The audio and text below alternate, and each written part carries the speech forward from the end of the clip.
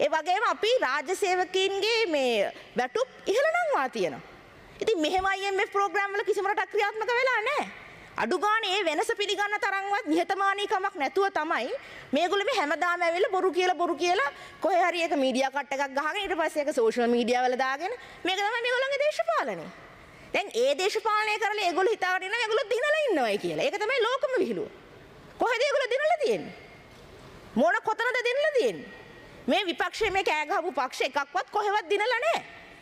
මේ පළාත් පාලන මැතිවරණ ක්‍රමය පළාත් පාලන මැතිවරණයක් කියලා කියන්නේ මොකක්ද? පළාත් පාලන මැතිවරණයකින් තෝරන්නේ කාවද?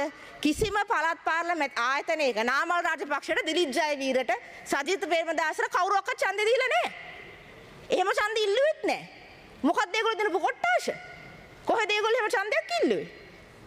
තමන් හරන ලැජ්ජ වෙන්න ඕනේ තමන්ගේ මේ යටි මට්ටමේ බිම් මට්ටමේ ඉන්න කවුරු හරි ගිහලා ඡන්ද අරගත්තම බොහොම මහන්සියෙන් ඒකත් කොට්ටාෂ එකක්වත් මේගොල්ලෝ කොට්ටාෂ කීයක් දීලා තියෙනවද මේකයි ගන්න මහත්තුරු. පළාත් පාලන ආයතනයක් කියලා කියන්නේ ඔබතුමාට කවුරු ඡන්ද දීලා තියෙනවද? මම කිව්වටම බෑ පොයින්ට් ඔෆ් ඕඩර් එකක් ගන්න. කරු මන්ත්‍රීතුමිය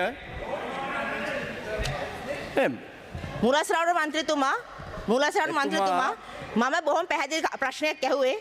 මම බොහොම පැහැදිලි කාරණයක් ඉදිරිපත් කළේ. Tamanට කවුරු ඡන්ද දීලාද කියන තේ එකයි මම ඇහුවේ. මේගොල්ලෝ හැමෝම ජනාධිපතිවරණේ ඡන්ද ඉල්ලුවා පෙරදුනා. පිළිගන්නේ ඒක. ඒක පිළිගන්නේ නැහැ. දැන් මෙතන තමන්ගේ කොට්ටාෂ මොන කොට්ටාෂද මේගොල්ලන්ට ඡන්ද දීලා තියෙන්නේ? පළාත් පාලන ආයතනය මොකක්ද කියන එක තේරුම් ගන්න. වෝට් සිස්ටම් එකකට තමයි කොට්ටාෂ සිස්ටම් එකකට තමයි පළාත් පාලන ආයතනවල ඡන්දය ලබා දෙන්නේ. ඒ හැම කොට්ටාෂයකටම ඉන්නවා අපේක්ෂකෙක් ඉන්නවා. හැම කොට්ටාෂයකටම මේ ඉදිරිපත් කළා තියෙන හැම පක්ෂයකින්ම අපේක්ෂකෙක් ඉන්නවා. ඒ අපේක්ෂකයාට තමයි මිනිස්සු ඡන්ද දෙන්නේ. හරි එහෙම තමයි පළාත් පාලන ආයතන ක්‍රියාත්මක වෙන්නේ. ඉතින් මේ බෝඩ් එකක මං හිතන්නේ අඩුම ගානේ පක්ෂ පහක් විතර ක්‍රියාත්මක වෙනවා. ඉතින් ඒ පුද්ගලික සම්බන්ධතාව මත ඒවට මේ මිනිස්සුන්ට ඡන්ද වැටෙනවා. ඒකට වෙන්නේ ඒක ක්‍රෙඩිට් එක තමන් ගන්න මෙතන මොන හොරකමක්ද මේක? ඒකනේ බොරුව. ඒකනේ බොරුව. තමන් පළාත් පාලන ආයතනවල තමන්ගේ බිම් මට්ටමේ ඉන්න අපේක්ෂකයා යාන්තම් මේ ඡන්ද 100 200ක් එකතු කරලා දුන්නාම මේගොල්ලෝ මේ උඩ ගිහිල්ලා. එහෙම එකක් ඇත්තේ නෑ. පළාත් පාලන ආයතනයේ ජයග්‍රහණයේ නිර්ණායකයේ තියෙන්නේ කොට්ටාෂ කොපමණ ප්‍රමාණයක් දිනලා තියෙනවද? පළාත් පාලන ආයතන කීයක් පාලනය කිරීමේ හැකියාව මේ පක්ෂවලට තියෙනවද කියන එකයි. 2015 2019 කාලයේදී යහපාලන රජය සම්බන්ධයෙන් බරපතල විවේචනයක් ජනතාව අතර තිබුණා.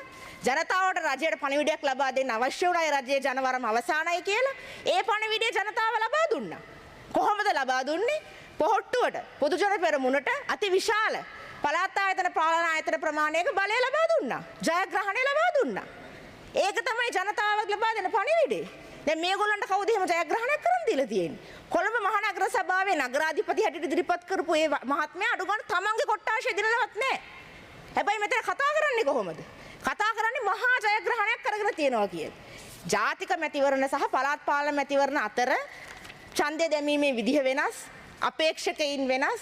ඒ ආකාරයට මිනිස්සු රියැක්ට් කරන විදිහ වෙනස්. ඒ ඔක්කොම මේ අර ඉස්සෙල්ලා අපේ ඇමතුමා කිව්වා වගේ oranges and apples compare කර තමන් මේ බොහොම මේ තව දුරටත් තමන් අර කරගෙන ගියපු කැත මජන දේශපාලනය කරගෙන යන්න උත්සාහ කරනවා. අපි මං හිතන්නේ මේ කාරණේ බොහොම පැහැදිලිව තේරුම් ගන්නට ඕන. විපක්ෂයේ മന്ത്രിවරුන් දැන් උදේ ඉඳන් දැන් මං හිතන්නේ මේ කීප දෙනෙක් තමයි දැන් මේ නාමල් රාජපක්ෂ මහත්මයායි දිලිත් ජයවීර මහත්මයායි තමන් ලොකු ජයග්‍රහණයක් කළා වගේ මෙතන ඇවිල්ලා කතා කරනවා.